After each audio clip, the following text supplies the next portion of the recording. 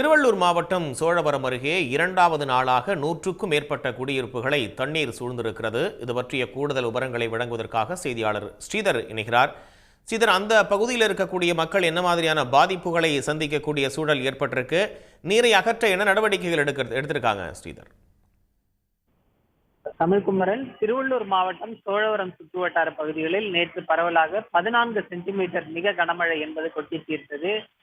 சோழவரம் ஊராட்சி ஒன்றியத்திற்குட்பட்ட அலமாதி ஊராட்சி அருகே முந்திரித்தோப்பு குடியிருப்பு பகுதியில் சுமார் 100க்கும் மேற்பட்ட குடும்பங்களை சேர்ந்த மக்கள் வசித்து வருகிறார்கள்.